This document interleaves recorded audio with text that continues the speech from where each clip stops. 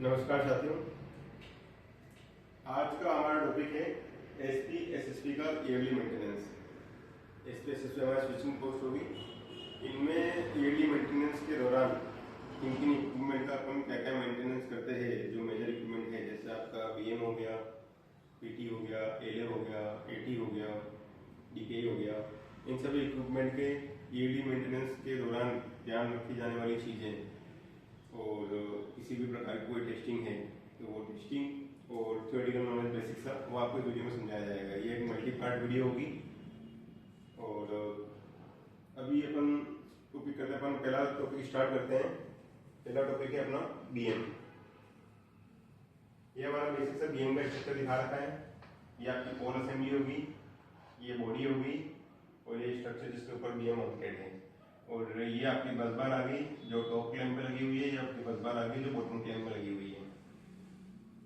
ठीक है, अब हमारे पास ये मेंटेनेंस के फॉर्मेट्स हैं जो कि सभी इक्विपमेंट के हैं। और अपने को क्या है कि जो ईयरली मेंटेनेंस होता है, सबसे पहले अपन मंथली मेंटेनेंस करते हैं। मंथली मेंटेनेंस के बाद में 3 महीने बाद क्वार्टरली मेंटेनेंस आता है। उसमें कुछ पार्ट्स मंथली मेंटेनेंस का रहता है और कुछ एक्स्ट्रा पार्ट रहता है। उसके बाद हाफ ईयरली आता है, इसमें मंथली और क्वार्टरली इंक्लूड रहता है। और उसके बाद में उसके अंदर हाफ ईयरली कुछ एक्स्ट्रा पॉइंट्स रहते हैं। और इसी तरह ईयरली होता है, उसमें मंथली भी इंक्लूड होता है, क्वार्टरली रहता है, हाफ ईयरली इंक्लूड रहता है। और बाद में कुछ पॉइंट्स ऐड करके पूरा ईयरली मेंटेनेंस का एक फॉर्मेट होता है।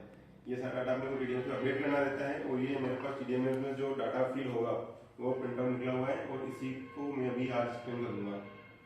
सबसे पहले बेसिक डिटेल्स रहती है, जैसे कि डेट ऑफ मेंटेनेंस हो गया, आज जिस दिन में आपने मेंटेनेंस करा उसकी तारीख डालनी है। उसके बाद में अटेंडेड बाय, ये अटेंड किसके द्वारा करा गया है। काफ़ी डिविजन्स में क्या है कि अभी आउटसोर्सिंग चल रही है पीएसआई की, तो उसमें या तो कॉन्ट्रैक्टर स्टाफ इसको अटेंड करेगा या फिर रेलवे स्टाफ इसको अटेंड करेगा, वो इसमें टिक करना है।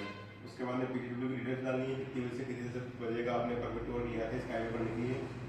उसके बाद में अब अपन इसका मेंटेनेंस, सबसे पहला पॉइंट है इसमें हमारा any side of crack oblique damage on pole assembly. मतलब कि पीटीडब्ल्यू होने के बाद इशारा लगा के सबसे पहले अपने को चेक करना है कि ये जो पोल असेंबली है इसके ऊपर किसी भी प्रकार का कोई डैमेज नहीं होना चाहिए, क्रैक नहीं होना चाहिए और कोई स्पार्किंग के निशान नहीं होने चाहिए।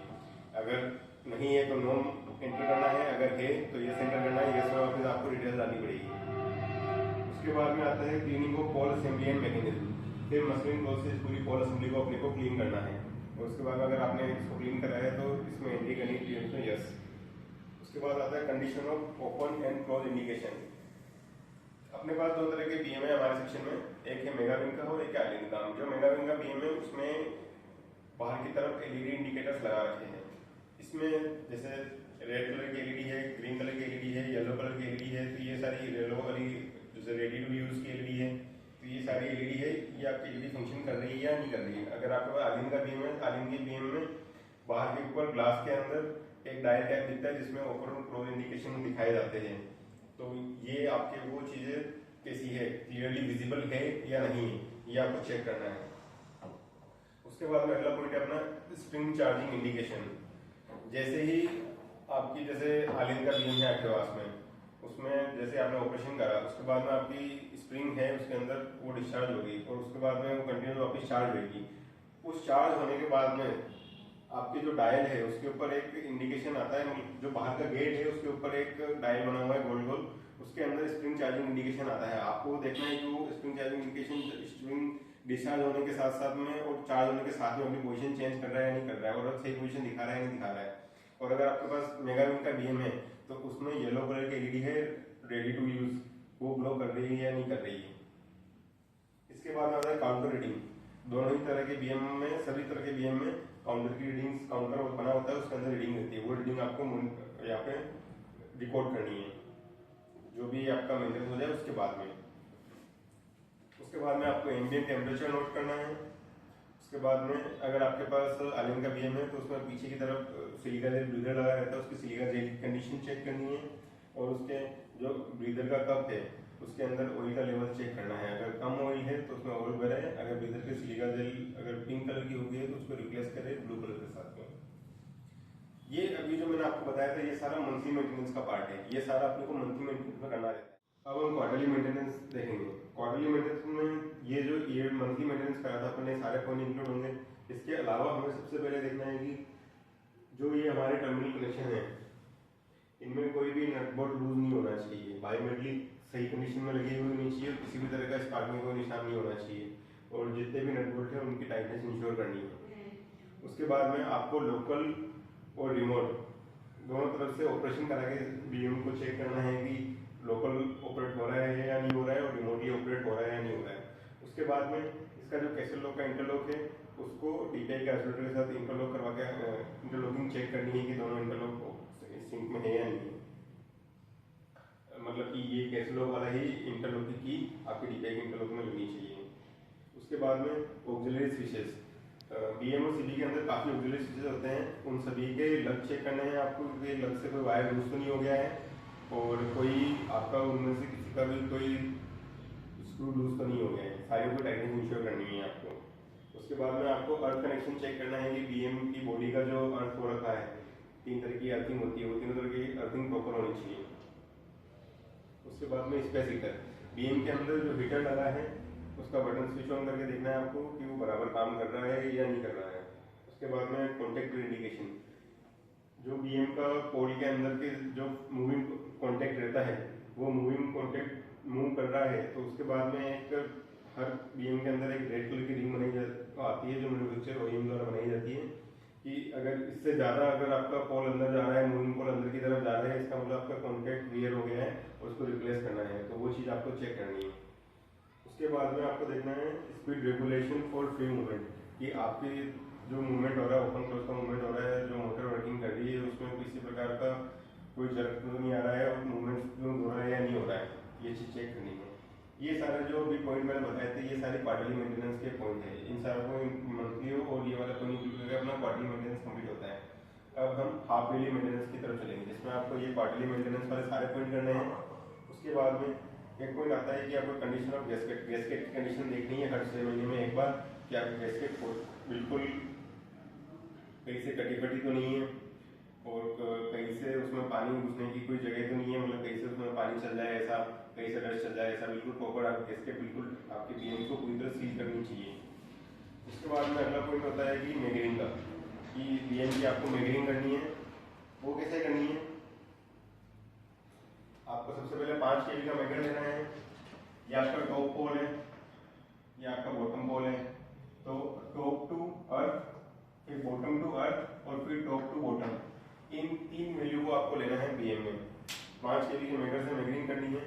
इसकी वैल्यू रहती है, अगर आपका आलिंद का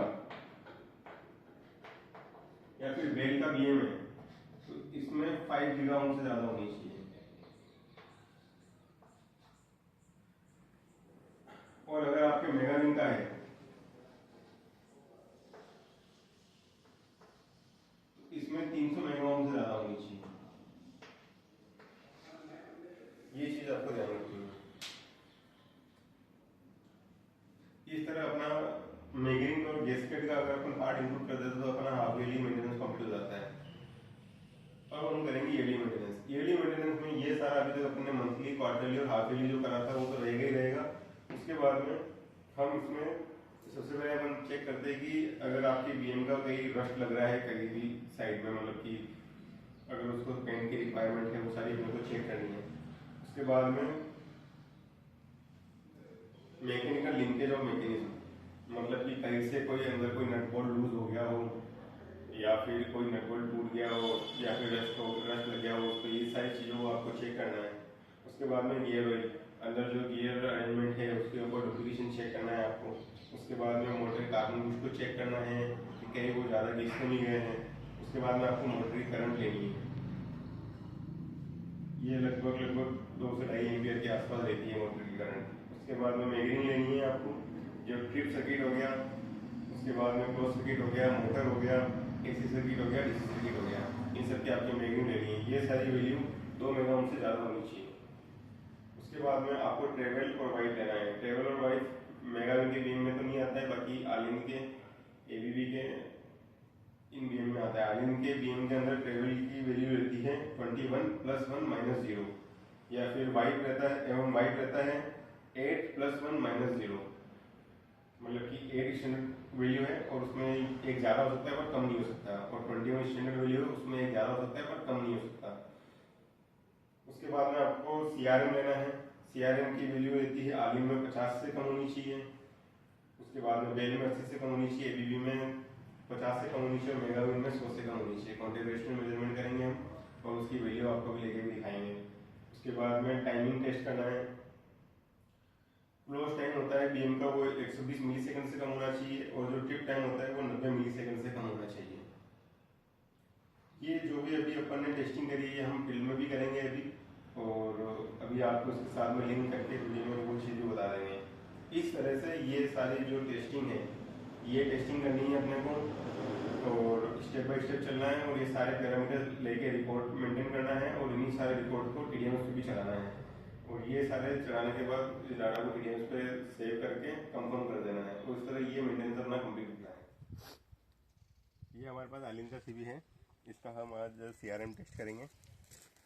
जैसे कि आप देख सकते हैं ये CRM डिवाइस है हमारे पास मोटवानी मैक की।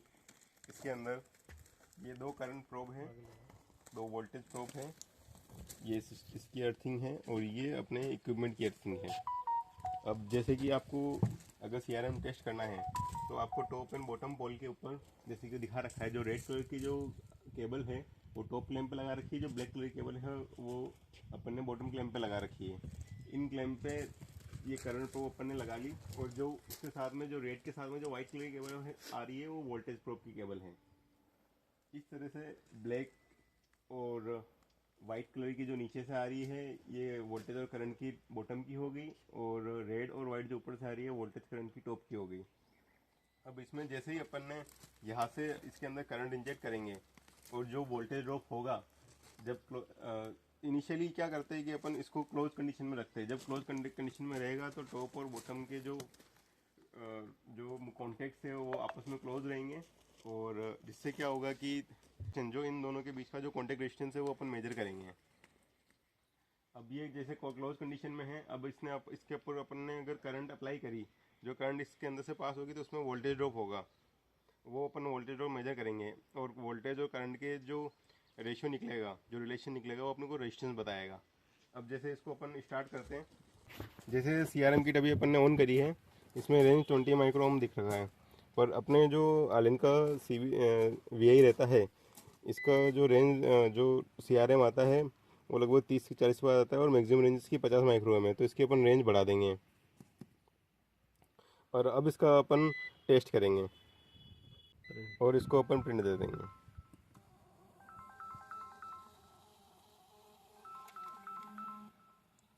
हमारा कॉन्टेक्ट रेजिस्टेंस आया है 30.2 ओम। तो इससे हमें ये पता चलता है कि हमारा अभी ब्रेकर इस टेस्ट में हेल्दी पाया गया। अब हम इंटरप्टर का टाइमिंग टेस्ट करेंगे। टाइमिंग टेस्ट करने के लिए पर हमारे पास स्कोप मेक का डिवाइस है। इस डिवाइस के अंदर एक कॉन्टेक्टर है जो कि टॉप और बॉटम पोल के बीच में लगेगा, मतलब कि रेड वाला इसका जो प्रोब है वो अपन ने टॉप पास पे लगा दिया, और जो ग्रीन वाला है वो बॉटम पे लगा दिया। अब यहाँ पे क्या है कि ये इन दोनों पोल के बीच में जो भी कॉन्टेक्ट का यहाँ से जो CB का डिवाइस है जो भी करंट सिग्नल भेजेगा उसके बीच में उसमें जो वेरिएशन होने वाला है वो हमें इससे पता चल जाएगा। उसके बाद में हमारे पास ये डिवाइस में 4 प्रोब हैं। एक है ये J1 पे अपन लगाते हैं, इसके अंदर ये वोल्टेज का है। उसके बाद में ये क्लोज कमांड देने के लिए, और ये ट्रिप कमांड देने के लिए, और ये है हमारी की अर्थिंग। उसके बाद में ये इसको अपन ने सप्लाई दे दी, और जैसे ही इसको ऑन करेंगे अपन उसके बाद में कमांड देंगे, उसके बाद में ये ऑपरेशन परफॉर्म करेगा। इसमें देखिए आप ऊपर देख सकते हैं, लोकेश एक बार जैसे ये जो रेड प्रोब लगी हुई है ये हमारी J1 पे लगी हुई है। उसके बाद में ये येलो वाली है ये क्लोज पे लगी हुई है, और जो नीचे ग्रीन वाली लगी हुई है ट्रिप कोइल पे लगाई हुई है। अभी अपनी CB ओपन कंडीशन में है, इसको क्लोज करेंगे अपन और उसकी टाइमिंग चेक करेंगे।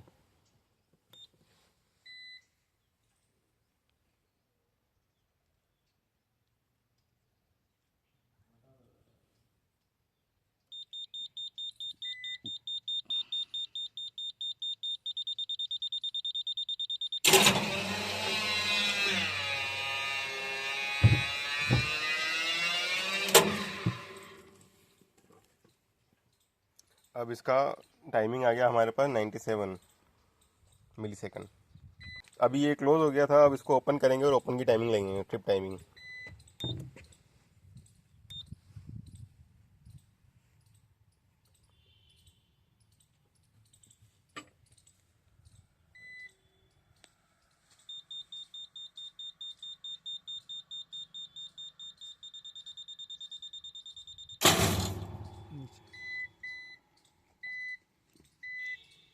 इसकी ट्रिप टाइमिंग आई अपनी 51.5 मिली सेकंड। अब हम इसकी क्लोज ओपन टेस्ट करेंगे।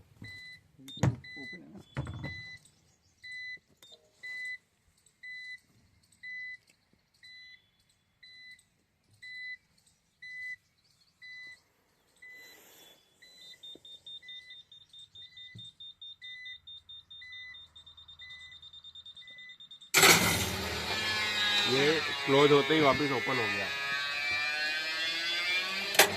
और क्लोज होके ओपन होने की टाइमिंग आई इसकी 60 मिली सेकंड।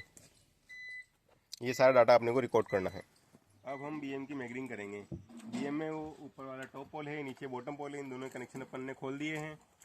अब ये हमारा मैगर है, इसको 2.5 के पे अपन मैगरिंग करेंगे। सबसे पहले हमने बीएम को अभी ओपन कंडीशन में रखा हुआ है। मैगरिंग करने के लिए हमेशा इसको ओपन कंडीशन में रखें। उसके बाद में ये लाल वाला जो प्रोब है इंसुलेटर टेस्टर का, ये हमने टॉप टर्मिनल से कनेक्ट कर रखा है। ब्लैक वाला अपन ने बॉटम टर्मिनल से कनेक्ट कर रखा है। अब जैसे हम टेस्टिंग स्टार्ट करेंगे,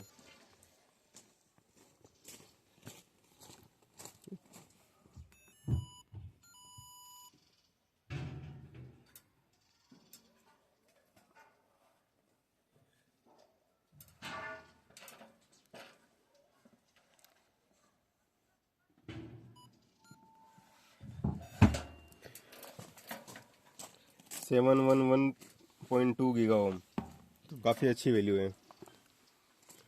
अब हम टॉप टू अर्थ करेंगे। ये हमने इसका बॉटम टर्मिनल से खोल दिया है यहाँ से, और ये इसकी बॉडी को टच कर दिया है। अब हम बॉटम टू अर्थ लेंगे, टॉप टू अर्थ सॉरी।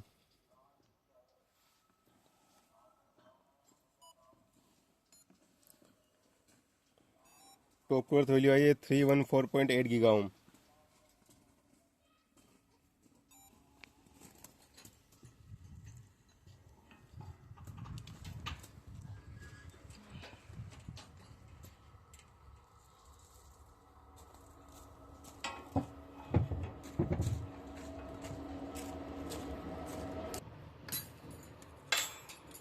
अब हम बॉटम टू अर्थ वैल्यू लेंगे। रेड वाले को बॉटम से कनेक्ट कर दिया और ब्लैक वाले को अर्थ से कनेक्ट कर दिया है। ये हमने वोल्टेज इंजेक्ट करा। ये तो 5 पे करना है नहीं,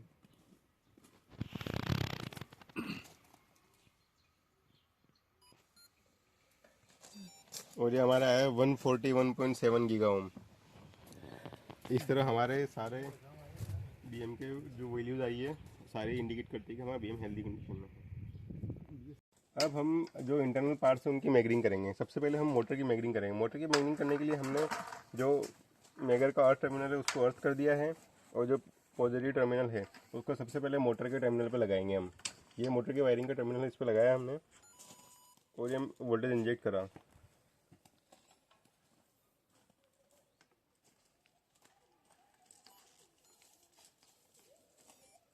हमारे मोटर की मैगरिंग इंसुलेशन रेजिस्टेंस आया है 2.38 गीगा ओम। इसी तरह हम ट्रिप कोयल का करेंगे, और ये ट्रिप कोयल का आईआर 3.045 गीगा ओम आया। अब हम क्लोज कोयल का आईआर लेंगे।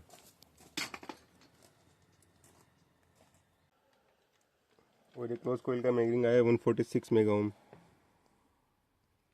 अब हम मोटर का ट्रिप कोयल का क्लोज कोयल का रेजिस्टेंस मेजर करेंगे। सबसे पहले हम मोटर का रेजिस्टेंस देते हैं। ये मोटर के दोनों टर्मिनल पे लगाएंगे हम, और ये रेजिस्टेंस आया मोटर का 9.24 ओम। ठीक।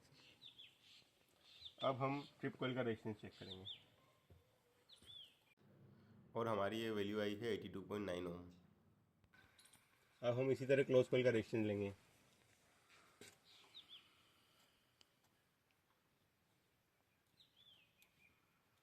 हमने हमने ये क्लोज कॉइल का रेजिस्टेंस लिया, ये 80.4 आ रहा है। ये सब विद इन रेंज में है। मोटर का जो चार्जिंग करंट है वो मेजर करेंगे। मोटर का चार्जिंग करंट मेजर करने के लिए इसके फ्यूज में से जो मोटर की वायरिंग निकल रही है उसके अंदर हमने क्लैम्प मीटर लगा दिया है। अब जैसे ही हम इसका ऑपरेशन करेंगे क्लोज का, तो मोटर चार्ज होगी। ये हमने इसको क्लोज करा और ये मोटर चार्ज हो रही है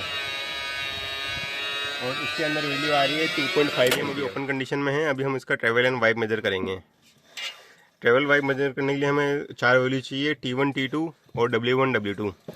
T1 हमारा रहता है ये पोल का ये सिरा, जो कि अभी 39 आ रहा है।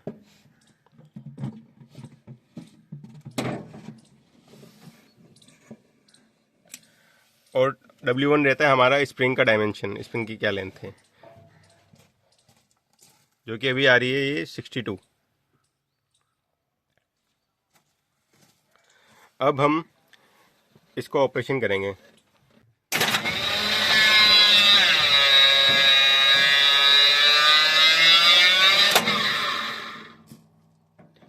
अब हम T2 मेजर करेंगे।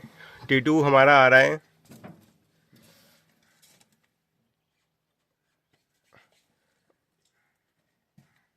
17 और W2 हमने मेजर करा है अभी यहाँ पे, हमारा W2 आ रहा है 54। इस तरीके से हम T1 माइनस T2 करेंगे तो 39 माइनस 17 करेंगे तो हमारा आएगा ट्रेवल आएगा टोटल 22 mm। और अगर इसी के साथ अपन वाइप निकाला W2 minus W1 minus W2 तो वो आ रहा है 62 माइनस 54, तो हमारा 8 mm का आ रहा है, 8 mm का वाइप आ रहा है।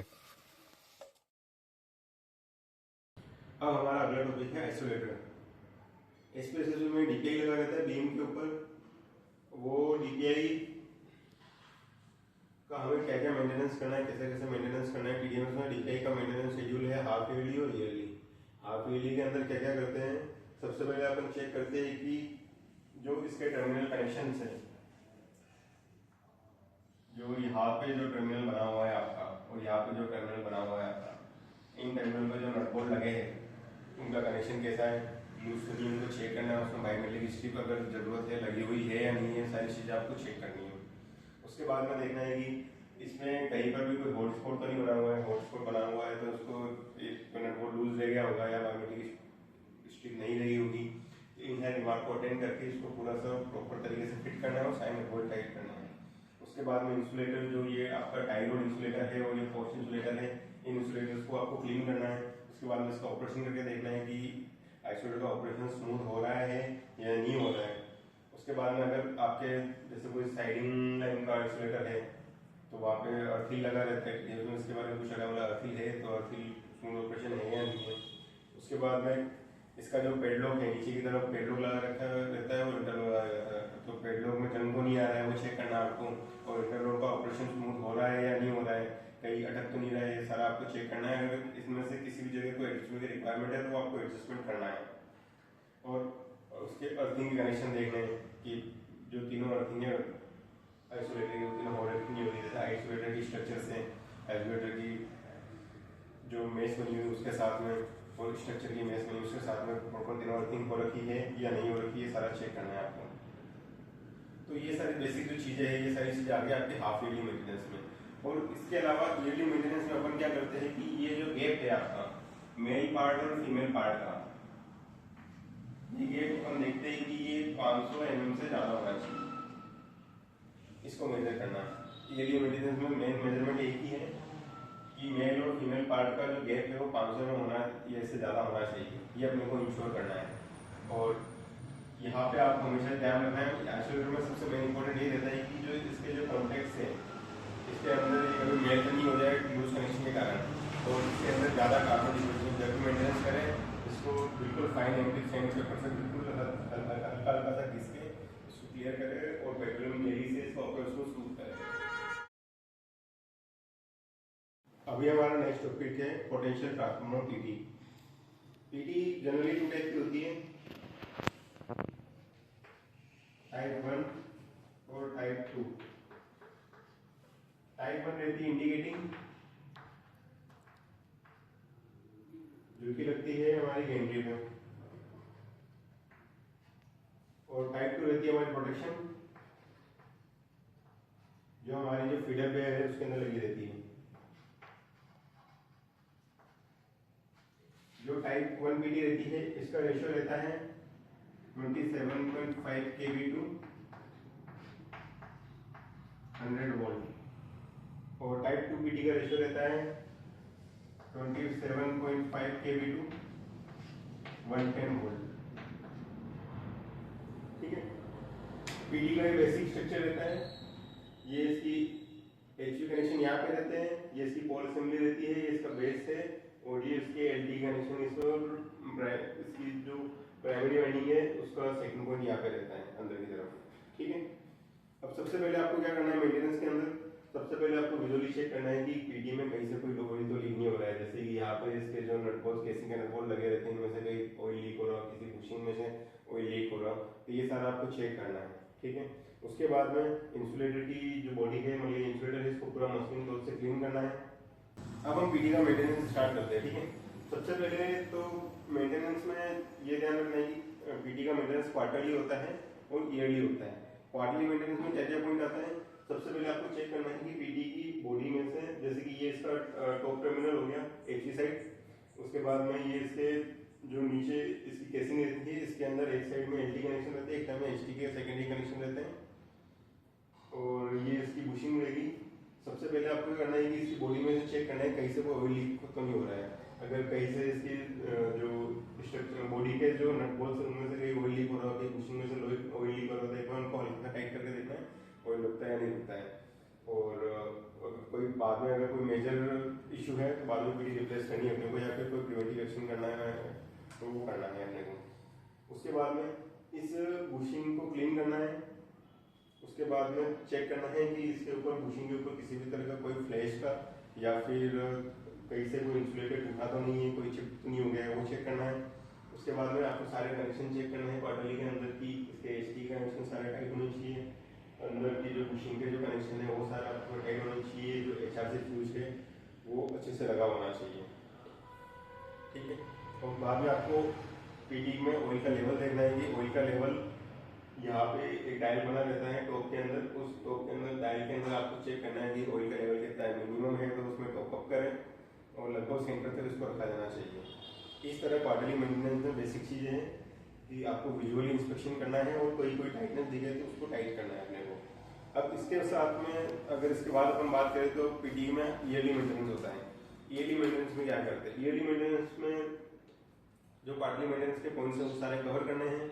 उसके बाद में अपन को देखना है कि पीडी के नीचे जो स्ट्रक्चर बोन के कनेक्शन है वो सारे स्ट्रक्चर बोन के कनेक्शन सही से हो रखे या नहीं हो रखे। इसका फाउंडेशन चेक करना है पीडी का, अगर फाउंडेशन आसपास में देखना है कि कहीं कोई फाउंडेशन टूटा हुआ तो नहीं है, फाउंडेशन के ऊपर पानी तो नहीं भरा हुआ है।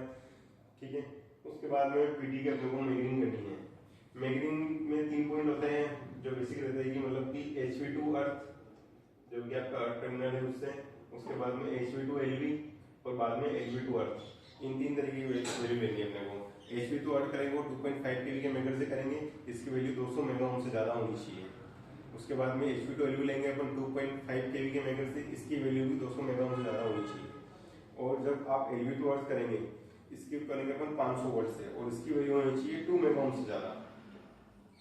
उसके बाद में अपन देखेंगे कि ये जो एलटी बॉक्स है इसके अंदर एचआरसी फ्यूज लगा है, उसका कनेक्शन सही है, उसकी रेटिंग चेक कर लेंगे, स्टैंडर्ड रेटिंग का होना चाहिए।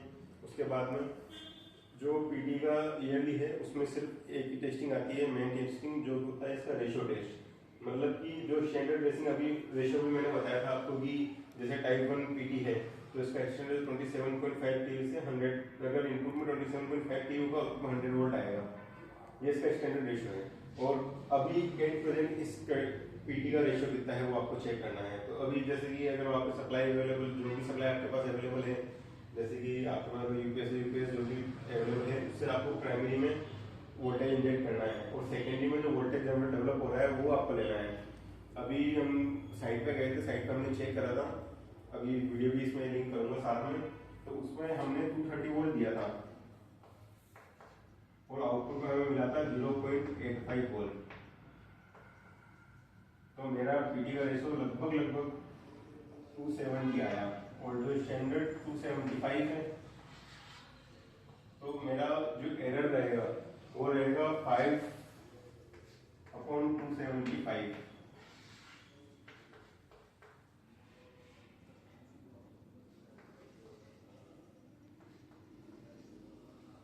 ये लगभग आया मेरा, ये 1.8% आया, जो कि स्टैंडर्ड रहता है कि 5% ज़्यादा एरर नहीं होनी चाहिए आपके वैल्यू में, और इस वैल्यू में कोई मतलब 1.8% है जो कि 5% से कम है, तो हमारी पीटी अभी हेल्दी है।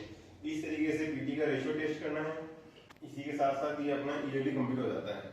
ईयरली में मतलब क्वार्टरली का सारा पार्ट करना है, और ईयरली में मैगरिंग करनी है, रेशियो टेस्ट करना है, कैसे फ्यूज चेक करना है, और कनेक्शन और फाउंडेशन कंडीशन चेक करनी है। ये सारी चेक करते ही आपका ईयरली मेंटेनेंस कंप्लीट हो जाएगा। ये हमारे पास 25 kV की इंडिकेशन पीटी है। SPSS में जनरली इंडिकेशन पीटी ही होती है।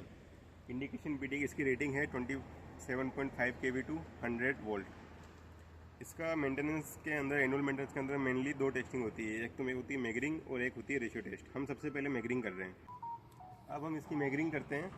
मैगरिंग 3 तरीके की होती है, HV to LV, HV to अर्थ और LV to earth. HV to LV upon 2.5 kV पे करते हैं, HV to अर्थ 2.5 kV पे करते हैं, और LV to अर्थ करते हैं अपन 500 वोल्ट के ऊपर। तो अभी हमने इसके कनेक्शन कर रखे हैं। HV में ये रेड वाला वायर जोड़ रखा है, और LV बुशिंग के अंदर ये ब्लैक वाला वायर जोड़ रखा है। हमने मेगर को 2.5 kV पे सेट कर रखा है। अभी इसकी टेस्टिंग स्टार्ट करेंगे।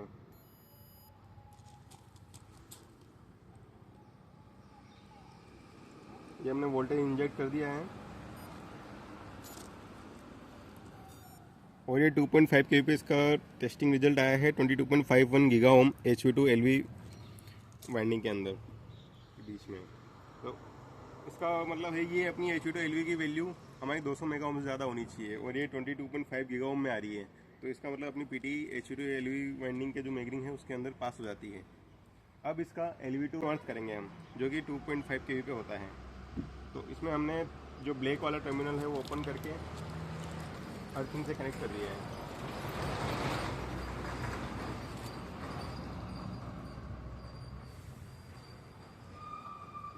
अब हम इसमें वोल्टेज इंजेक्ट करेंगे।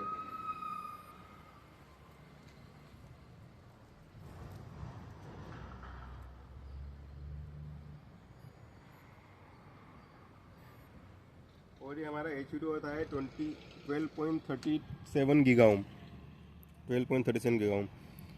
ये भी 200 मेगा ओम से ज़्यादा है। इसका मतलब ये हमारे HV to अर्थ की जो वैल्यू है वो भी सेटिस्फैक्ट्री है। अब हम करेंगे LV to earth. LV to earth measurement करने के लिए हमने मेगर को 500 वोल्ट पे सेट कर लिया है। अब हम वोल्टेज इंजेक्ट करेंगे।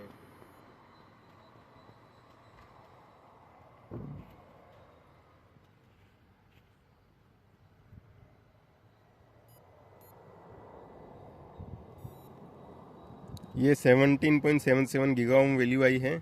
ये 2 मेगा ओम ज़्यादा होनी चाहिए। काफ़ी हेल्दी है, अपनी पीटी काफ़ी हेल्दी है। इस तरह मैगरिंग कंप्लीट होती है। अब हम इसका रेशियो टेस्ट करेंगे। हम पीटी रेशियो टेस्ट कर रहे हैं। सबसे पहले हमने HV साइड में इनपुट, ये UPS के थ्रू इनपुट दिया है। इनपुट वोल्टेज हमारा है 230 वोल्ट।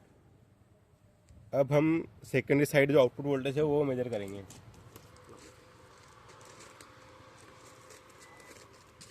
ये सेकेंडरी से पोर्ट कनेक्शन आ रहे हैं।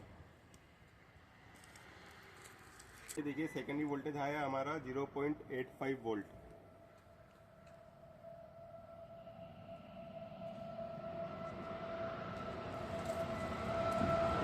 अब हम इससे एरर कैलकुलेट करेंगे। जैसा कि अभी हमने रेशियो टेस्ट करा था, तो रेशियो टेस्ट में इनपुट वोल्टेज था 230 वोल्ट, और आउटपुट वोल्टेज हमें मिला 0.85 वोल्ट। तो इसका अगर रेशियो निकालते हैं तो ये हमारा 270.5 अप्रोक्स आता है। और जो इसका स्टैंडर्ड रेशियो है वो आता है 275। तो यहाँ पे हमारा जो एरर है वो हम कैलकुलेट करेंगे। तो इसमें एरर आया हमारा लगभग 1.8%, जो कि एक परमिसिबल लिमिट होती है 5%, उससे कम है। इसका मतलब अपनी पीटी अभी हेल्दी है।